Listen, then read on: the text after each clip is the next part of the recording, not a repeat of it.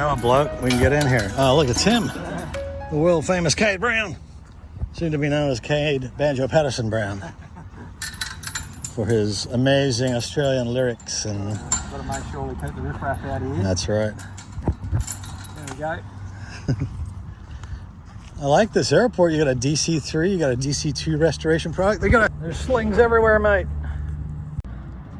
It's a pretty amazing airport. It's a busy little airport. You got Qantas flying in and out. Yeah. And the air traffic controllers up here are cool. Yeah. As long as you're doing the right thing, obviously. And so you went to Mount Beauty and played golf. Played golf. Yep. Did you use the ski/golf tube in the back of the TSA? Well, luckily, look, we had to make a little bit of adjustment in the back to get the golf clubs in. But we did carry bags. Okay. But so it was all pretty simple. But literally 15, 20 minutes down to Mount Beauty and bang. Wow. All right. So Kade's wife lives at home, but in here is Kade's girlfriend. What a really eclectic bunch of aircraft in here, right? I'd say so. This guy's an airline guy. He's just got a lot of projects on the go. He works for Qantas. So into a chicken too. The chicken. So Evie loves that stuff. You got to get one of those.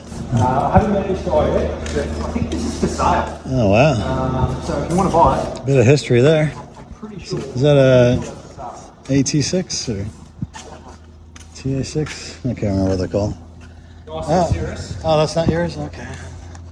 Sorry, I missed it. Oh, look at this. Oh, nice.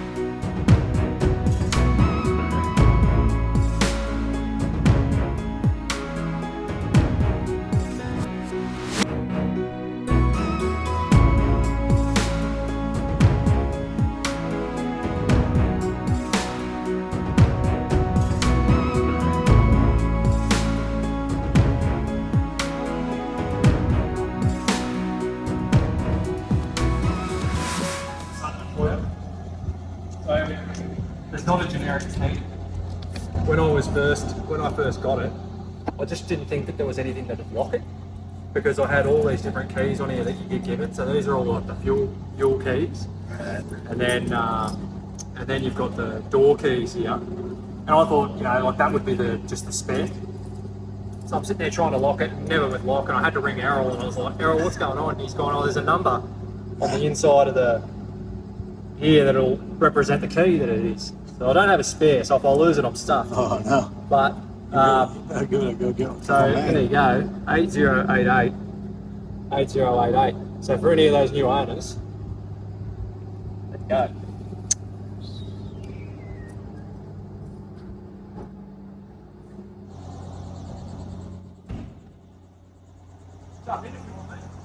Okay, if you're gonna force me to. He said jump in, and who am I to say no to getting into an airplane?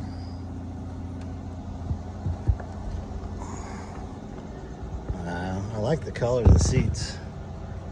Which colour did you go? We're going with the cow color, cowhide.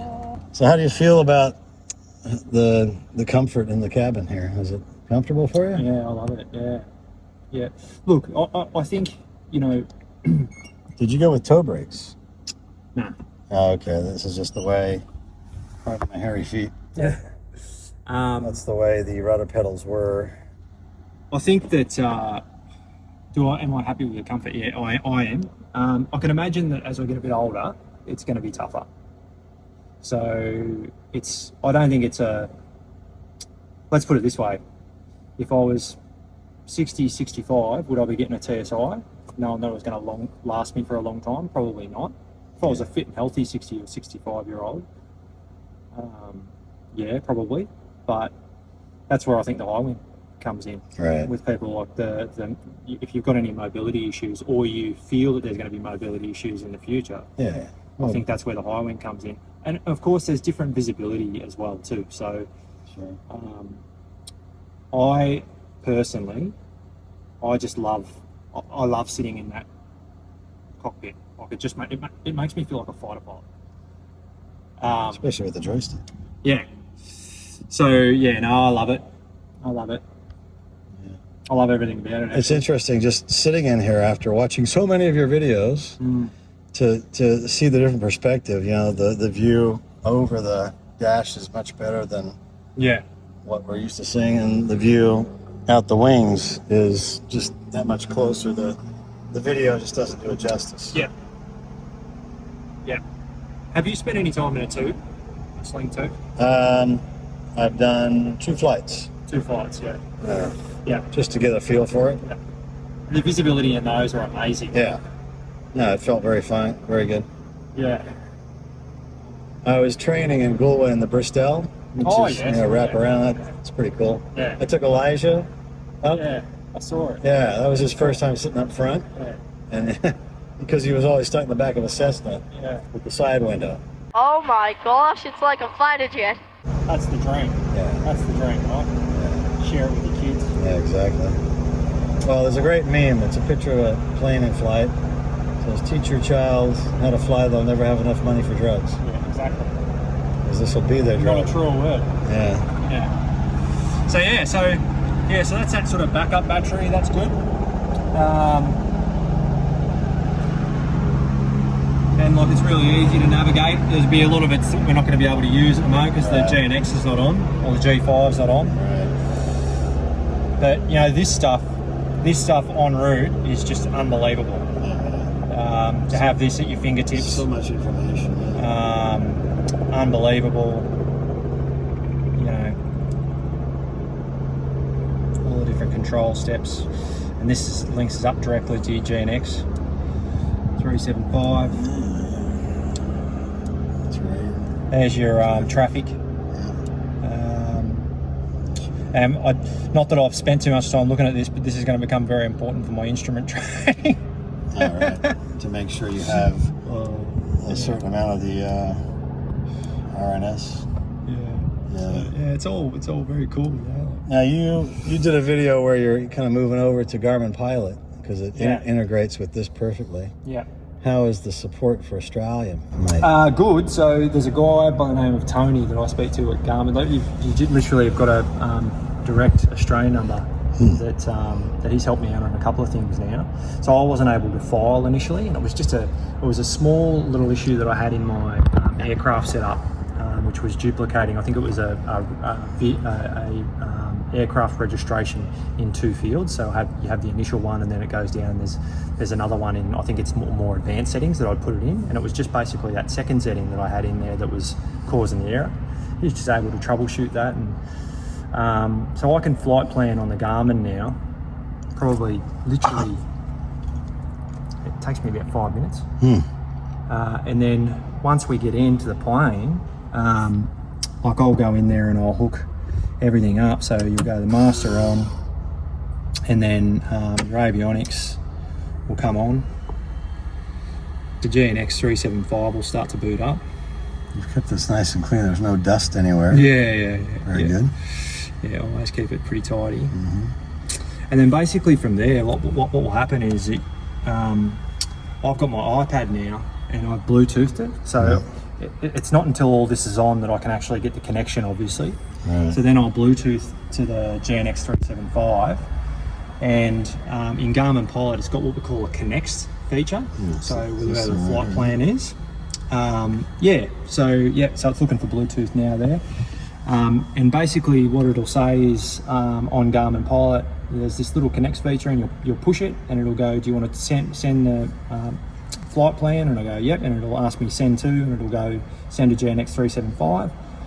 Click send. That happens like instant, and then there'll be a message here that'll come up, and that's literally what will happen. I don't even know why that's still there, but it'll come up and it'll say there's an imported flight plan that's available for your preview. And this is where you check to make sure it's actually taking you to the right spots. Nice. And then there, all you need to do is hit activate, and bang, you're away. Yeah, nice. That's great. Yeah, so that's all pretty cool. And then obviously then the autopilot features. So, you know, on your autopilot, this has just been a game changer for me.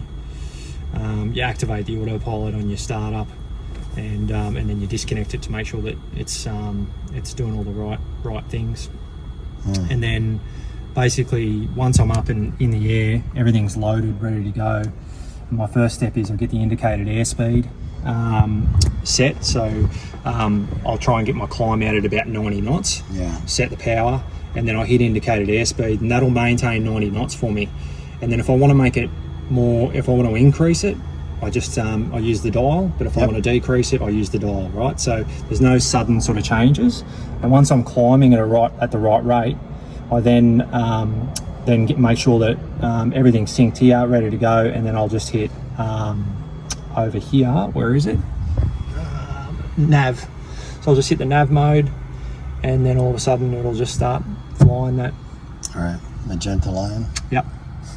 It's pretty cool.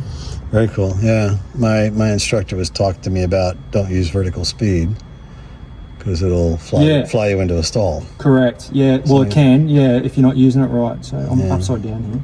That's down. Down. What do I do with bags? I'll turn the autopilot off. Very cool. Backup battery, and then master off. So yeah. And then basically with this, like I've spent, and you guys will probably. I think this is just new Sling things. You'll be in your hangar, and I don't know how many hours I've sat in here just looking at this thing, playing with it, just sitting in the cockpit. Right. A lot more time than I give it credit for, but I've learned a lot just playing with it. Yeah, it's all really cool. Yeah, it is. It's amazing technology and touch screen and interfaces with 375. Yeah. And you don't have to worry about the switching back and forth on the keyboard because you can do it all here. Yeah, it's unreal. Yeah, and even on there, like you'll get little things, but every Sling owner will give you some advice that will help you. Like I know Aaron Bryant's been big for me. Like he's been a really big help getting the Garmin set up. And also the way that I fly as well too. So the vertical speed is actually, that's a real trap. So flying out at indicated airspeed is definitely the safest thing to do on vertical speed on descent. Right. And just learning how to use the navigation feature on it to make sure it's doing exactly what you want it to do and not give you any surprises. And I think probably, over the next little period of time while I'm doing my IFR as well, the need to be precise and exact in all of your movements in here is like amplified. So I'm only going to get better on that. But yeah, Nice. There's nothing in there I change. Is this the horn button? Yeah, so that's the go around switch. Yeah. What does that do for you? Don't know. Haven't used it yet. I haven't asked Errol about that, but in the Bristol that I picked up, it has a little horn button down here. Toot toot. Oh yeah. Toot toot. Clear fire. That would be good, wouldn't it? Yeah. We talked about putting a Claxton. Ooga. That'd be hilarious. Yeah. And you've got manual pitch control, or are you doing the dial? Electric? No, so propeller pitch. Yeah, we're doing this. yeah, cool. Yeah, that's the way to go. Yep. I asked him, where's the both on the fuel selector? Yeah. So it'd be nice to be able to do that. Yeah, that would be cool, eh? That's like on the GNX, just the G3X, that's unreal. To have the ability, and I know it's only small, but the ability to be able to just have an alarm that sets every half an hour and says change your fuel tank, acknowledge it. Right. So that for me has been, because I still do all my clear off checks. Right. I still do it to this day. Yeah, you were doing that. That forces me now to do a clear off check. So as soon as that alarm comes on, I know then that I've got to do a clear off check. Right. So I was looking because on the Bristol, Yep. Leo, the gentleman that Yep. just crashed, sadly, he put another page on here with all the checklists. So you can you do go that. to checklist, yeah. Yeah, It's so really I've great. actually You got it push loaded the on button. Garmin. So I have it, but I don't think I'm going to transfer it across because it's on Garmin Pilot. So I've got it set up on Garmin Pilot. So literally what I do is on my walk around, Right. I've got the iPad, and there'll probably be a point where I'll start to not need the iPad around here. But for now, I'm making sure I go through do the left wing, right wing, the fuselage, the engine, the empennage, all that sort of stuff. So it's got all the checks, and I'm just literally going around on every point and I'm checking it as I'm going through. And then once I get into the plane and I start my run up, so I've got it set up there. I copped a bit of flack on YouTube actually about the position where I had it first. So I had it stuck in here, and it was like, oh, your visibility, and it was like, to be honest, when I was in the plane, it didn't give me much visibility. How tall are you? Because you're quite a bit taller. Quite tall, yeah. So I'm 6'1". Yeah, taller than you look on the videos. Yeah. But then I did, and I'm like, okay, I'll try it somewhere else, and I've had it up there now, and that's the perfect spot. Like, it's actually, I've got all the data there now for me, and I'm like, okay. So it's going to be right here, basically. Yeah. So Like it's in a better spot. So the feedback was like, okay, well, yeah, that's probably bang on. But yeah, so literally when I close that, exactly the same as if I had it on here. I'm just doing it on my iPad. Right. Okay. And I've changed it quite significantly to the checklist that I had. Okay. Yeah, it's changed dramatically, and I think when I was talking to Peter Retano and Aaron as well too, they've all done the same thing. You've got to try and make it work a little bit more for your particular scenario and what makes sense, because there's a few things in the checklist where I'm like, Okay. yeah. So I only see one phone charger. Yeah, I've got one there and I've got one at the back. Okay, and That's in an awful position. is that yeah? Yeah. Where would you put it if you could do it again? Yeah. Over here. Yeah. Yeah. Yeah. What about putting one on either side? It was, so that Garmin one I think was about $1,600. Yeah, it's crazy. Maybe stupid. even more. Yeah. And then I got a cheap generic one for the back. Yeah. And the reason that we did that was because I can switch that off, the one at the back. Oh, yeah. Errol did tell me that there's been instances where those cheaper ones have caused interference in the aircraft. Right. Yeah. And I knew that the Garmin one was going to be rock solid.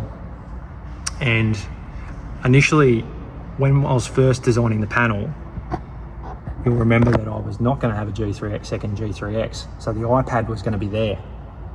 So I was literally going to have a little cubby hole there and a RAM mount from there, and my iPad was going to be there. Hence the reason why I put the charger on that side. Right. But then obviously towards the end of the build, I made the decision that I was going to do the second G3X.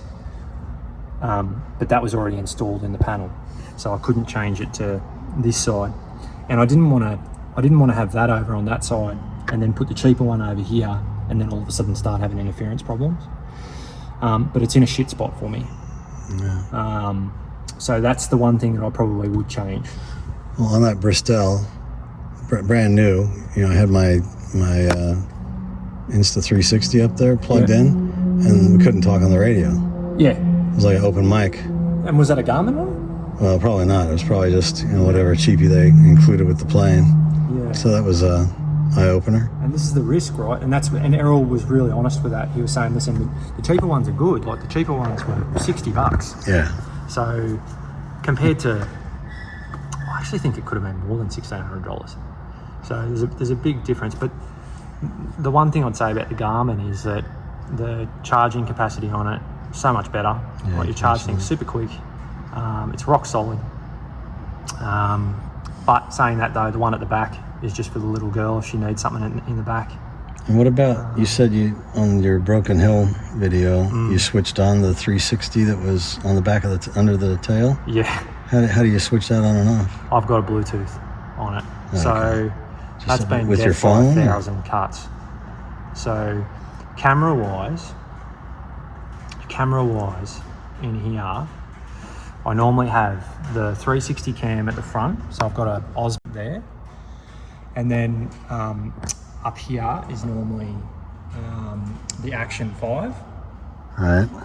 And then at the back, I've got the GoPro Max 2. In the back of the cabin? Under the tail? Yeah, under the tail on the tie down mount. Oh yeah.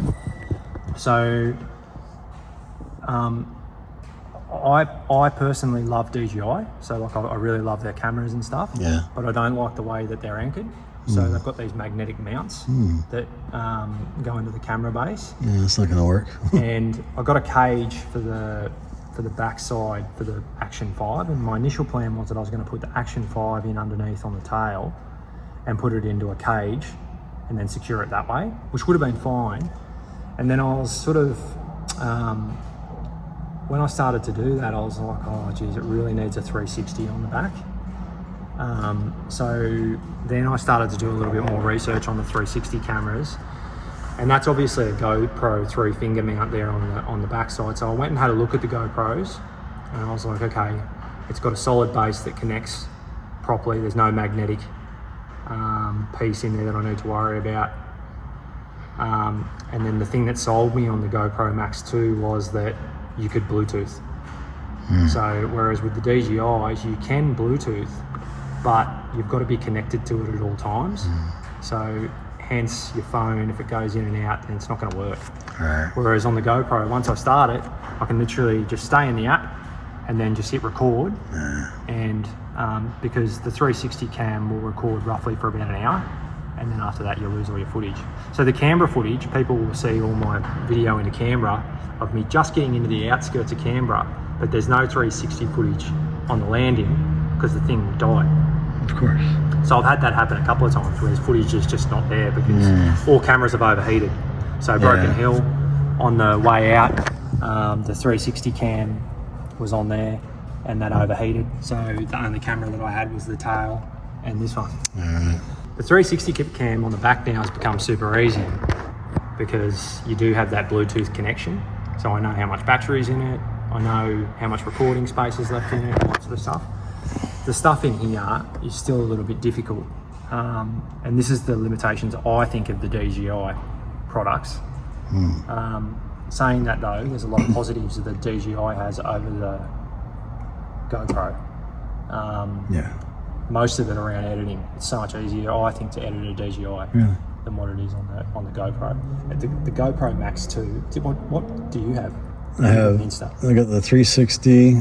I'll use this phone camera. Yeah, is yours a GoPro? I have a GoPro, but it doesn't interact much. I can turn it on and get a couple functions. And the touch screen's dead. So they've got a history of being unreliable. I think generally that's the frustrating thing about it, like, because I even experimented with a Nano there for a little while, which was really cool because you could wear it. But it was overheating in 7 minutes.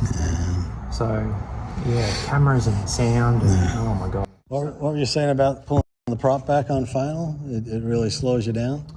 Well, I mean, when you're I think both ways, right? So when you're in cruise and you start to make it a little bit coarser, you really feel it bite.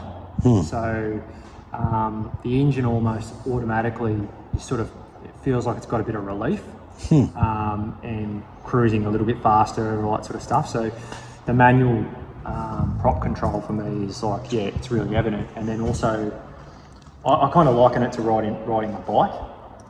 So as you're coming into land, typically you set up for the cruise.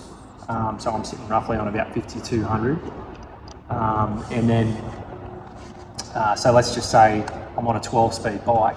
So I've got it set in probably gear 7 or 8.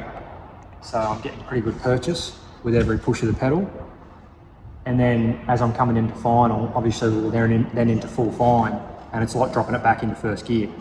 So the legs are spinning really, really quickly, but you're not going as fast. So you've got to keep the engine revs up to keep that speed up. So you've got to be really aware of, for me, it's about making sure that you've got that nice glide as you're coming in. You say if you pull it back too much, then it really slows you down, you start to drop? If you do it too quick, too soon on final. So personally for me, I'm putting it into fine just before the fence. Whereas when I first started, I was probably turning onto final, and not soon after I was putting it onto full fine. And what I was finding was I was going short all the time. So then having to apply power and get myself. So now I'm just starting to find now that, you know, just before the fence I'll go full fine and then just keep the speed at 75. Sounds like a turbo prop. Yeah. Very cool. I think the Duke obviously being a 4-blade as well too. And you'll notice that I think in the high, probably more so than what I do even in TSI, the adjustments in it, you really notice it. Yeah. Yeah. And chicks dig it too. It looks good. Even chicks with teeth. I really would like to fly it with those covers on, but it would make an interesting look, wouldn't it? yeah. So thanks, Kade, Banjo Patterson Brown, for paving the way. No worries, mate. With the Sling High or the Sling Build video series, original. Good on you, legends. All right, so heading north out of Aubrey, and in Holbrook, there's a submarine parked in the middle of the town, hundreds of miles away from the ocean. Boy, did they take a wrong turn. HMAS Otway, Holbrook, New South Wales, adopted home of the Australian Submarine Squadron. This is very random. Yes, not every day you see a submarine on the western side of the Great Dividing Range with the ocean on the other side. But apparently that's all there is just the top bit. She said it was fiberglass, but I think there's a bit of metal there too. And the rest of it got cut up for scrap. It was in service until 1994. So there you go. Heading back to Queensland, I visited some friends 2 hours south of Sydney and stayed on their farm overnight, which was a welcome rest. And then Craig shared with me some great information that we later incorporated into our airplane build. All right, so that's uninsulated. And this has got the deadener. Deadener and the thinner one. Okay. All right. And then on the ceiling, which right yeah. over here, this one. So this is the deadener, thin but heavy, thick. And then This stuff, which is kind of a neoprene liner. Yeah. This is insulator. Yeah. And then this one is on the floor. That's really thick, heavy stuff. And then I used that's the instead of yeah. Wow. Yeah, wow. And that was with the van liner. That should and make the a... deadener. So always do that first. Okay. And then you put something on it. Right. Well, this one's really lightweight. That might work for the plane. It's got self-sticking. Yeah. This one's too thick and heavy. Yeah. And this one is also lightweight and spongy. So we're here with Craig at his facility. He's a carpenter and jack of all trades and drives one of these things, you know, as you do. And he's been lining it with soundproofing. And so we've been looking at the things. So do you have a big sheet of the deadener? Yeah, so here's the Oh, yeah. start with this, the sound deadener. Sound deadener. Yeah, and it just comes in sheets like this. And you stick them on.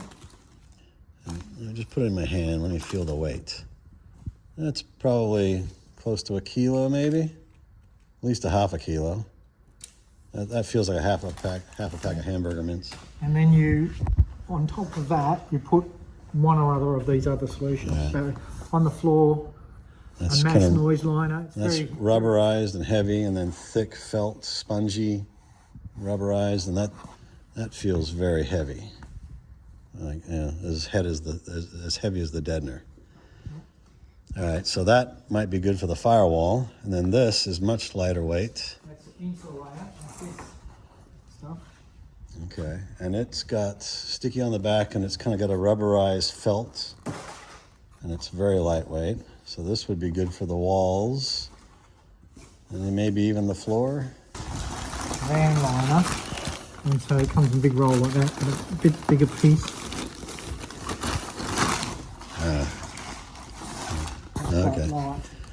Quite light. This is very similar to what we have on the firewall outside on the back of the engine. Feels very similar consistency. That's van liner. Van liner. It looks very similar, and it's fairly lightweight too. The rubberized stuff for the floor is very heavy. Certainly designed for heat transfer, because it's like, Yeah. you know, linings on Right. Cool. headliners. That's awesome. Thanks for joining our aviation journey, Craig. You didn't even know you were going to do that, but here you are. Way back in the last century when I was younger, like 16, 15, I worked at an oyster farm about, I don't know, 50 miles that way, on the other side of Port Stevens, north of Newcastle, which is north of Sydney. And hopefully the wind's not too bad, but anyway, I came back to sample some of the local cuisine on my way back from picking up my car. That thing, it's running really well. Touch wood, as they say here in Australia. Anyway, all right, let's get stuck into these oysters, mate. All right, not the biggest oysters in the world, but hopefully tasty.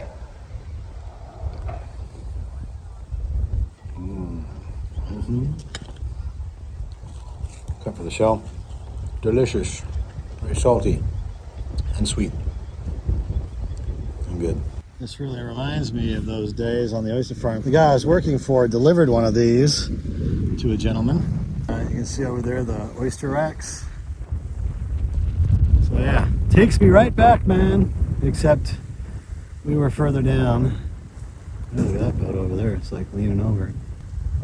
Fun times. A long time ago.